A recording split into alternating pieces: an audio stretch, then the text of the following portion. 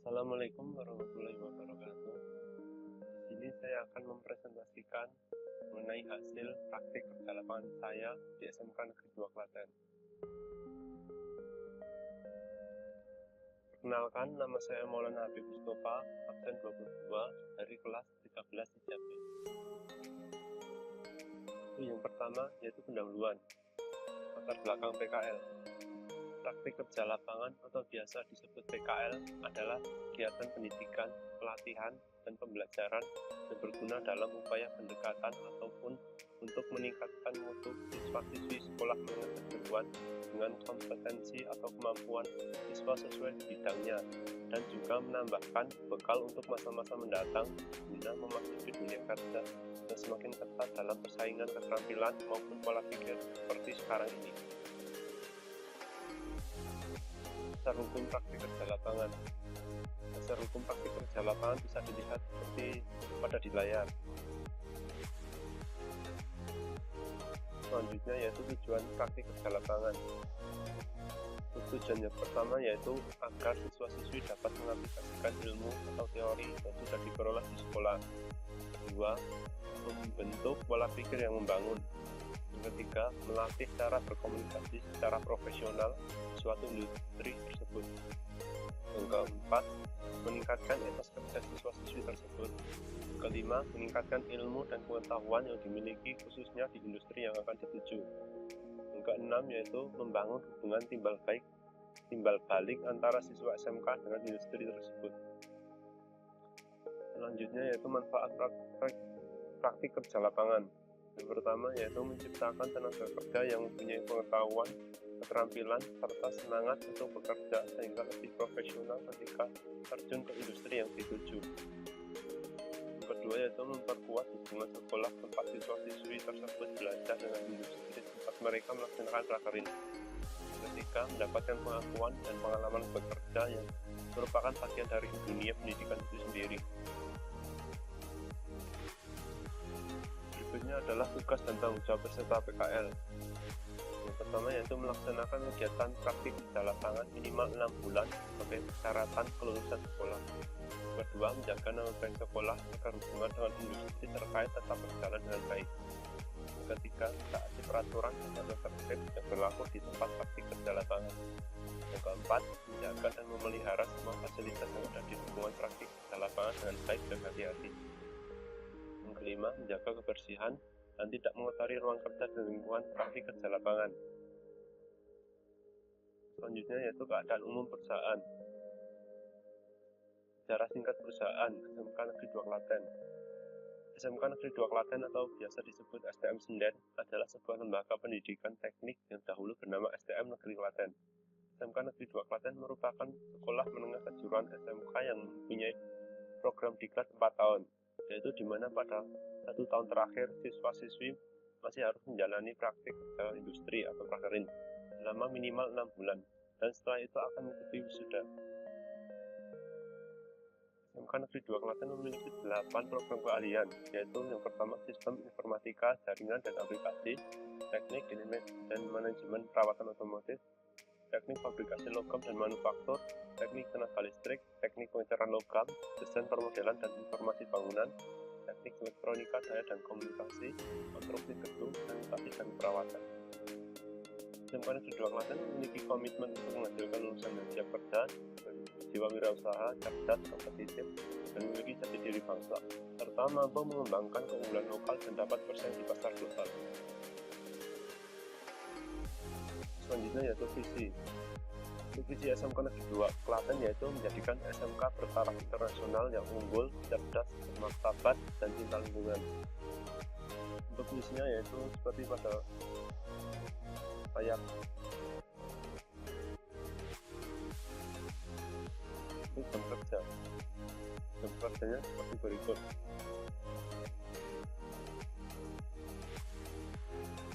Kegiatan peserta selama PKL. Kegiatan sekolah yang pertama yaitu instalasi software di laptop atau PC. Yang kedua, menyiapkan komputer untuk persiapan ujian. Yang ketiga, menjadi proktor ujian. Yang keempat, pengecekan laptop, PC, dan pen tablet. Yang kelima, pembuatan video profil BCA Cash Management Academy. Yang keenam, membuat rangkuman materi yang diajarkan dari pihak BCA Cash Management Academy. Yang ketujuh, pembuatan karya inovatif. Yang kedua yaitu kegiatan persiapan vokasi BCA SMA. Kegiatan yang pertama yaitu mengemban, brut, dan packing uang. Yang kedua, praktik supply list ATM atau CRM. Yang ketiga, praktik mesin sortir. Keempat, praktik mesin counting. Kelima, praktik menggantikan terminal ATM. Keenam, membersihkan lab. Ketujuh, pengenalan kelas BCA ke adik kelas. 8, Zoom meeting dengan pihak BCA. 9, yaitu latihan fisik. Itu hasil kegiatannya. Kegiatan di sekolah yang pertama, software terinstall dan berjalan dengan baik. Kedua, lab komputer dapat digunakan dengan baik. Ketiga, ujian berjalan dengan lancar. Keempat, laptop, PC, dan pen tablet dapat digunakan dengan baik. Kelima, telah membuat rangkuman materi yang diajarkan di BCA Cash Management Academy. Yang keenam, telah membuat video profil BCA Cash Management Academy yang ada di SMK Negeri 2 Klaten. Untuk hasil kegiatan persiapan vokasi BCA SMA yang pertama, menambah jam terbang dalam ngeban, brut, dan packing uang. Menambah jam terbang dalam replenis mengganti kelas termal ATM atau CRM. 3. Menambah jam terbang dalam menggunakan mesin sortir dan mesin counting. Yang keempat, lab menjadi lebih bersih dan rapi. Kelima, peserta menjadi lebih mengenal program BCA Cash Management Academy di SMK Negeri 2 Klaten. Yang keenam, mengetahui update informasi tentang BCA SMA. Selanjutnya, dokumentasi kegiatan di sekolah. Dokumentasinya sebagai berikut.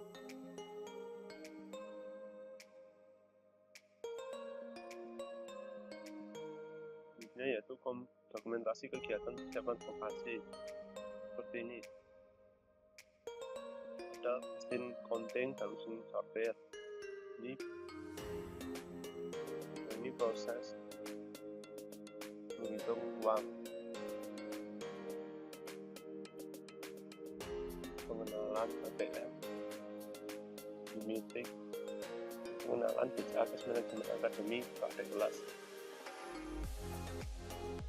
Membersihkan lab, praktek replenis, pengambilan video. Kesesuaian kompetensi di industri dengan sekolah. Kesesuaian kompetensi yang diajarkan saat masih kegiatan belajar mengajar dengan saat prakarya di sekolah hampir banyak yang digunakan.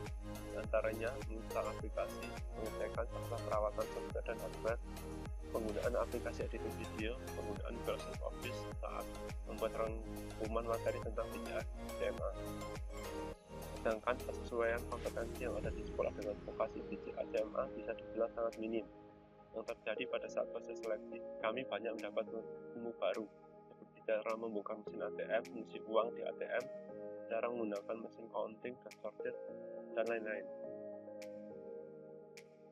Kesimpulan, dengan adanya kegiatan praktik kerja industri atau prakerin, siswa dituntut untuk mempunyai sikap mandiri dan mampu berinteraksi dengan orang lain, sehingga siswa diharapkan dapat memiliki keterampilan serta wawasan yang tinggi, meningkatkan, memperluas, dan memantapkan keterampilan yang membentuk kemampuan dan wawasan kami, sebagai bekal untuk lapangan kerja serta sesuai dengan program studi yang diperoleh. Untuk saran, yang pertama, menjaga nama baik SMK Kabupaten dan terutama kompetensi keahlian kita. Kedua, mempersiapkan tempat praktik kerja lapangan atau PKL yang sudah dituju dengan sebaik-baiknya. Ketiga, menyiapkan mental untuk menghadapi dunia industri, karena pada dasarnya dunia industri jauh lebih keras dan sulit. Keempat, meningkatkan rasa percaya diri, selalu aktif, komunikatif terhadap orang lain. Jadi, sewaktu di dunia industri, lebih mudah untuk menjalin komunikasi dan kerjasama. Selanjutnya yaitu karya inovatif. Karya inovatif saya yaitu Smart Stick. Latar belakang, tunanetra merupakan istilah umum yang digunakan untuk kondisi seorang yang mengalami gangguan atau hambatan dalam indera penglihatannya. Alat bantu untuk mobilitasnya bagi tunanetra dengan menggunakan tongkat khusus. Akibat hilang atau berkurangnya fungsi indera penglihatannya, maka tunanetra berusaha memaksimalkan fungsi indera-indera yang lain. Tunanetra seringkali menemui kesulitan pada saat berjalan. Mereka terkadang tidak mengetahui ada benda apa di depannya, hingga akhirnya tertabrak. Mereka juga tidak tahu apakah ada lubang di jalan yang mereka lalui yang dapat mengakibatkan terjatuh. Apalagi pada saat berada di lokasi gelap, mereka mungkin bisa tertabrak oleh kendaraan yang melintas karena si pengendara tidak mengetahui keberadaan si tunanetra. Untuk identifikasi masalah, berdasarkan latar belakang di atas dapat diidentifikasi beberapa permasalahan yang muncul, antara lain: yang pertama, difabel tunanetra menemui kesulitan pada saat berjalan dan membutuhkan sebuah alat bantu. Kedua, difabel tunanetra mendapatkan bahaya pada saat berjalan di malam hari dan berada pada posisi gelap atau kurang cahaya. Ketiga, difabel tunanetra menemui kendala pada saat di depan atau ada lubang dan ada benda yang menghalangi. Tujuan pembuatan alat. Tujuan yang pertama yaitu terwujudnya media atau alat bantu yang dapat memudahkan seorang difabel tunanetra dalam berjalan. Yang kedua, terwujudnya media atau alat yang dapat membantu difabel tunanetra untuk melindungi tunanetra pada saat berjalan. Yang ketiga, terwujudnya media atau alat yang dapat membantu menginformasikan adanya lubang dan benda yang menghalangi di depannya. Lupa dan bahan. Yang pertama yaitu Arduino Uno, sensor ultrasonik, buzzer, kabel jumper, modul getar, tongkat, power bank, box elektronik, sensor LDR, PCB, dan LED. Untuk cara kerja, pada tongkat SmartStick terpasang dua sensor ultrasonik atau jarak, satu sensor LDR cahaya, dan modul getar. Sensor ultrasonik yang menghadap depan memiliki output getar yang dihasilkan dari modul getar. Bagian ini berfungsi mengidentifikasi jarak tongkat dengan objek atau benda di depannya. Jika jarak kurang dari 1 meter, maka modul akan bergetar. Sensor ultrasonik yang menghadap bawah memiliki output buzzer atau suara. Bagian ini berfungsi mengidentifikasi jarak tongkat dengan lubang yang ada di bawahnya. Jika jarak lebih dari 50 cm, maka buzzer akan berbunyi.